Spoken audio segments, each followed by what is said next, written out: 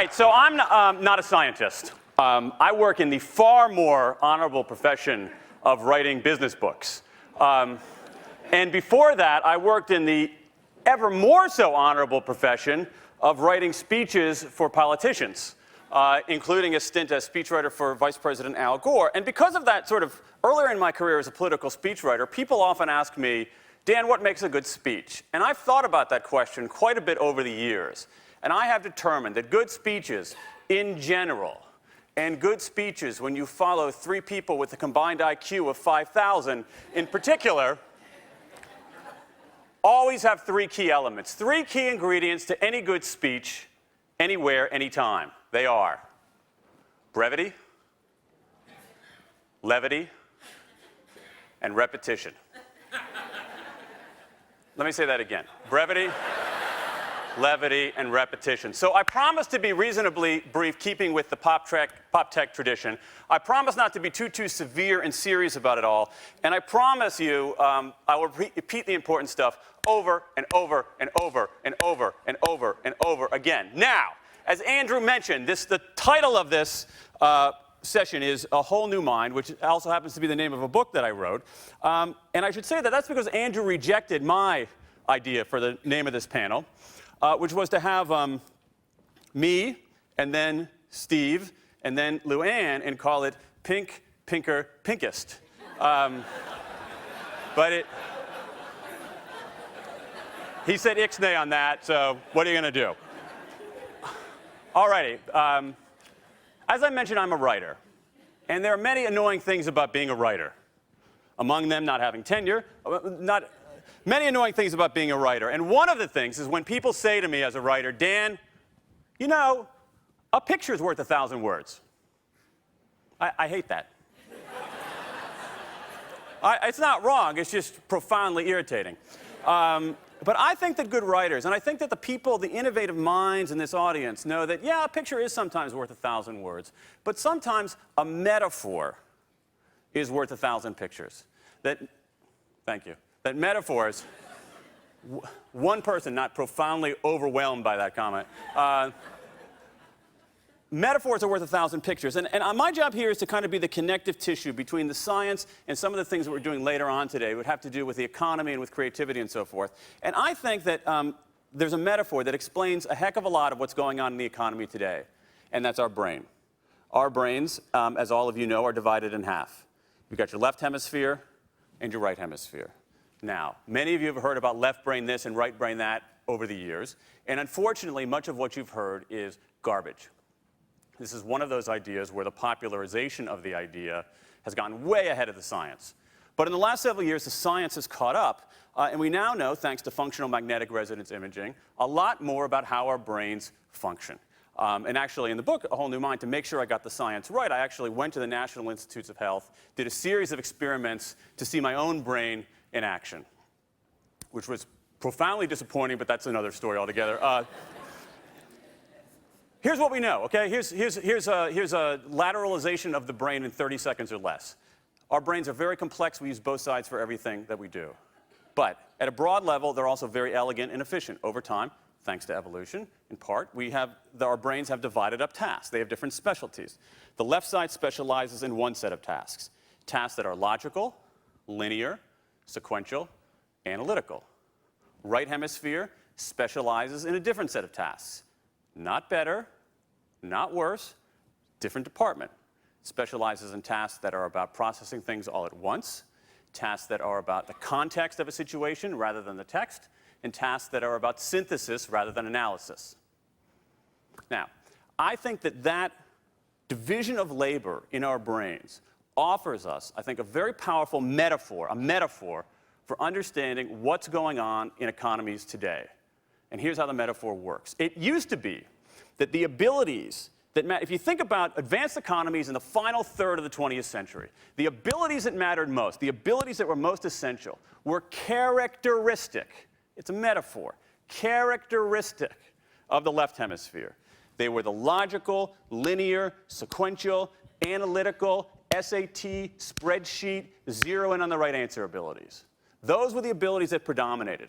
Those were the abilities that were at the heart of parental advice in middle-class families throughout advanced economies. This is why my parents told me to go to law school, even though I didn't want to be a lawyer. Said, oh, you got to do that. It's something to fall back on. No, which is a classic expression of middle class. And I actually I did go to law school, as a matter of fact. I didn't do especially well. Which is one reason I became a writer. I actually graduated in the part of my law school class that made the top 90% possible. But that's another story.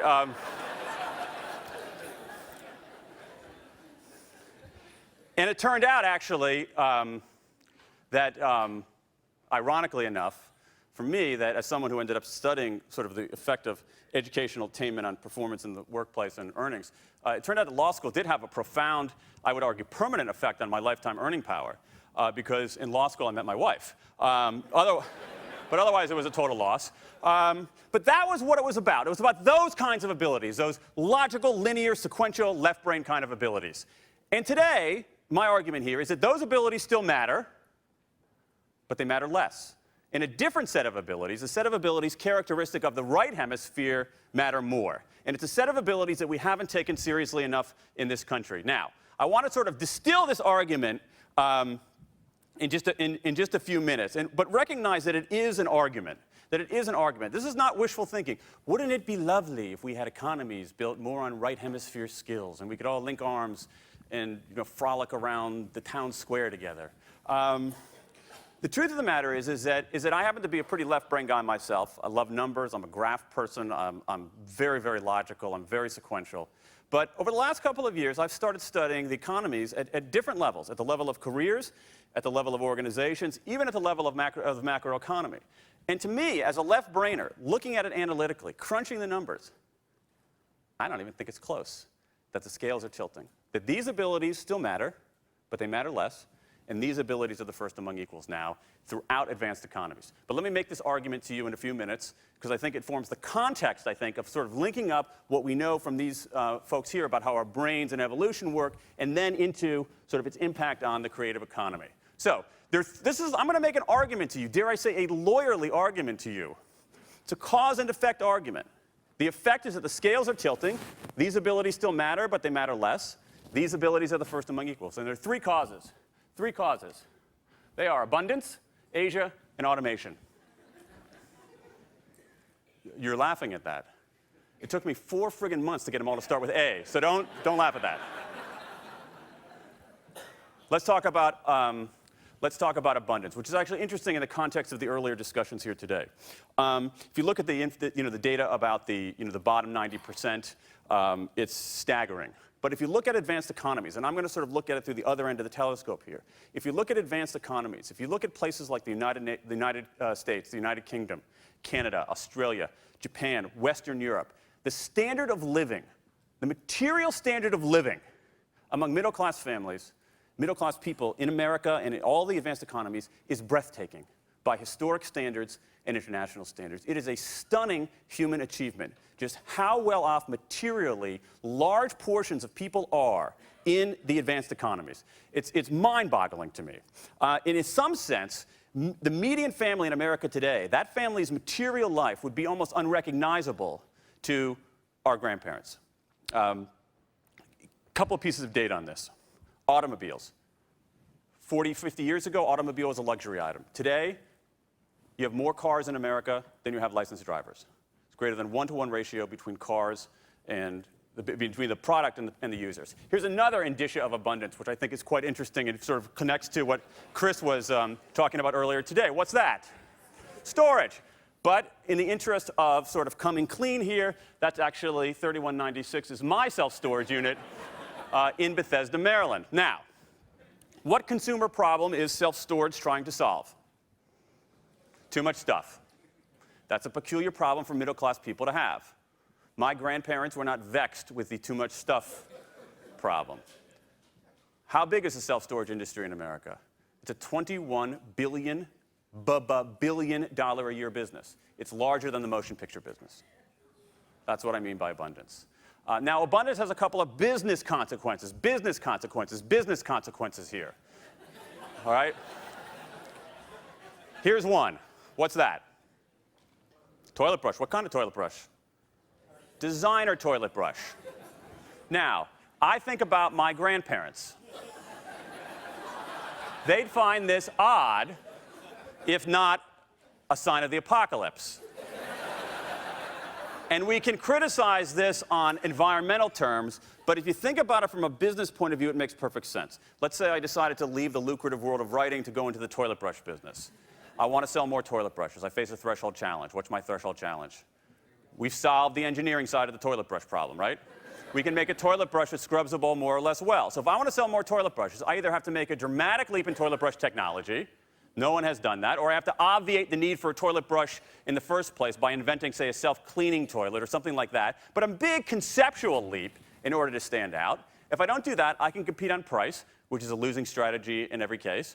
Or I can compete on, believe it or not, on something as mundane and ridiculous as this, on aesthetics, on look and feel. That more and more, the economies of advanced nations are becoming economies about significance and aesthetics and those kind of right-brain things. Now, the other way that abundance tilts the scales is by what has happened is that people have gotten richer, and we'll talk about this tomorrow with Dan Gilbert and others. People have gotten richer in advanced economies, but they haven't gotten much happier. They haven't gotten much happier. There's a gap between rising levels of prosperity and stagnating levels of satisfaction. In a sense, people have been liberated by prosperity but not fulfilled by it. I think this is one of the biggest things going on, and you see it on this stage here all the time. One of the biggest things going on in advanced economies today. Here's my third-party validator, Robert William Fogel, Nobelist in economics, who says prosperity has made it possible to extend the quest for self-realization from a minute fraction of the population to almost the whole of it. Now, it's a bit of an exaggeration, but what's happened is essentially in the Western world, certainly in Japan, in all the major economies, is basically the democratization of self-realization. Hugely important aspect of culture and business today. So that's how abundance tilts the scales. How does Asia tilt the scales? Here are 6 people I met in Mumbai. They all are computer programmers. They all do work for North American companies. Nobody here who's doing, they get paid maybe $15,000, $20,000 a year for work that you get paid $60,000 a year here, $60,000 for here. Here's the punchline on Asia. Offshoring. Overhyped in the short run, way overhyped in the short run. Just look at the numbers. If you look at the numbers, the number of jobs, white-collar jobs in America lost to offshoring in the last 3 or 4 years is less than the typical turnover of jobs in American labor markets in a month. Way overhyped. But it's underhyped in the long term. We haven't reckoned with this. If you think about it, India has 1 billion people. 1 billion people. That's a big number. So if you have, say, a fraction, 10%, 15% of India's population hitting this status, talented, ambitious, well-educated, upper middle class, if you take 15% of 1 billion, that's 150 million people. That's more than you have citizens of the UK, more than you have citizens of Japan, more than you have workers in the United States. And that's if we leave 85% of India behind. Plus, you have India becoming the world's largest English-speaking country in 3 years, and then you have cost of communication with India basically being 0. What this has meant is that this flight of white-collar jobs to the, not flight yet, but the trickle and soon a gusher of white-collar jobs, is that it's demonized one word in the economy. This is the scariest word in the economy today, routine. Routine. Any work now that is routine, white-collar work that you can reduce to a script, to a spec sheet, to a formula, to a series of steps that has a right answer, it's disappearing. It's a commodity. And that's certain kinds of work our moms and dads told us to do. It's certain kinds of work that got you in the middle class in this country and other countries over the last 30 or 40 years. Certain kinds of accounting is routine. Certain kinds of law is routine. Certain kinds of programming is routine. If you can write down the steps and it has a right answer, it's a goner. It's a goner. Now go back to our metaphor. This is the routine side. Essentially, this is becoming a commodity, racing to the cheapest cost provider, forcing us to compete more and more with this. Let's go to the next one. We got Asia. No, we've got abundance. We've got Asia, and then we've got, thank you, see, that A thing works. Automation. What do I mean by automation? It's another simple story. Last century, machines replaced our backs, our muscles. This century, software is replacing our brains. But what part of the brain can software replace?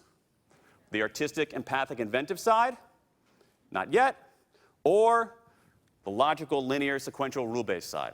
So you now see certain kinds of white-collar professions, white-collar functions getting nibbled and soon gobbled by automation. Let me give you some examples from the field of law. You want to get an uncontested, you're saying you're in Boston, you want to get an uncontested divorce in Boston, costs you $2,500 to go to a lawyer. But an uncontested divorce is very simple, right? No one's arguing about anything. What does a lawyer in an uncontested divorce do? Sends the bills? Well, okay, this is the benefit of my legal education, because I know that the first thing a lawyer in an uncontested divorce does is try to make it contested. But leaving that aside, for a moment, you're right, it's just filling out paperwork, right? It's routine work. What happens to routine work? We ship it overseas, or we reduce it to lines of code. So now in this great country, you have a choice. You can go to that lawyer for $2,500, or you can go online to CompleteCase.com for affordable divorce solutions, where you fill out, a couple people writing down the URL right over there. If you fill out the form yourself, they send it to a lawyer who checks it over, and you get yourself a divorce, an uncontested divorce, for $249. Now, that's a great deal, but think about being the lawyer doing that routine white-collar work. You got a competitor charging 90% less. You can even go online. For those of you who are online, you can go to one of CompleteCase.com's competitors, which is 123divorceme.com. Check it out. You can buy... I like the little smiley face right here. Check it out. Go online right now. Check it out. It's a real place. I think it's actually $239 there, no joke. You can buy a $14 piece of software that will help you write your will. So you go to a lawyer for 2 hours rather than 10 hours. And then think about accountants. Now, accountants right now, in labor markets of this moment, 2007, accountants should be basically sending thank you letters to Congress for Sarbanes-Oxley. Because Sarbanes-Oxley is basically the Accountant Full Employment Act, at least until the programmers figure out how to automate compliance with that. But at level of personal accounting, a lot of that work has already disappeared. You had 1 million tax returns done in India last year, and people went nuts over that. Lou Dobbs, oh, this is terrible. Maybe the world's worst Lou Dobbs impression, but forgive me. But you have 21 million Americans do their taxes on TurboTax. Nobody says that this is the death of the American middle class. I bet a third of you did your tax on TurboTax. Any of you do your tax on TurboTax? Well, that's a pretty good guess. See those people back there, everyone with their hands up? You are the people with accountant blood on your hands. That is the accountant job killer. So you stack this all up, abundance, Asia, automation, and it's tilting the scales, making these left brain abilities necessary but not sufficient. The right brain ability is the first among equals. Let me just talk 30 seconds about this room emptying chart, and then we'll wrap up.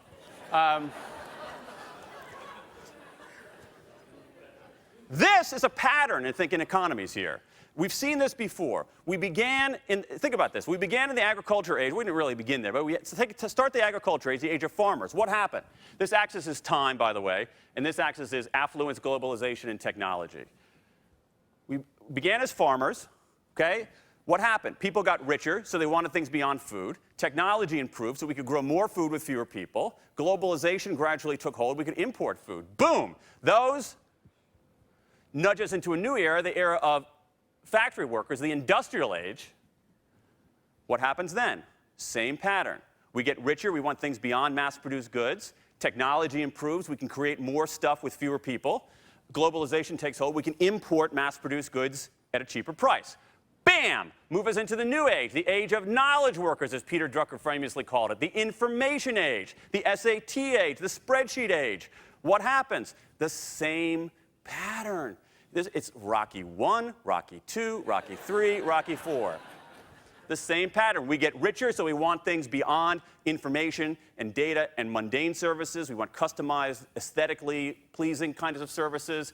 With Asia, we begin to import knowledge work from other places, and we automate knowledge work, moving us into the conceptual age, the age of creators and empathizers. Here's the punchline. To make it today, you have to be able to do work that's hard to outsource, hard to automate, and that delivers significance along with utility. Hard to outsource, hard to automate, and that delivers significance along with utility. That puts a premium on these kinds of capacities, and for a whole host of reasons, our education system is woefully out of sync with that. Let me wrap up by conceding that a picture is worth 1,000 words.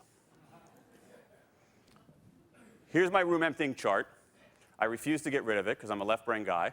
But my counselors have told me, Dan, if you want to talk about right brain thinking, you have to present this thing more in a more visual right brain way. So as a concession to them, here is basically the evolution of economies in a single image. We began as primates, then we became farmers, and Lee, I know, I'm skipping some history here, okay? Just cut me some slack. Then we became factory workers, knowledge workers, and today creators and empathizers, people who can use the right brain, people who are empathic, people who have storytelling capabilities, people who have a design sensibility. Those hard to outsource, hard to automate, significance-based abilities are the ones that are most important in the economy today. I think that those abilities are actually a fundamental part of being human, and I think that the more we deploy those abilities, which are now valued in labor markets, the greater human impact we're going to have. Thanks.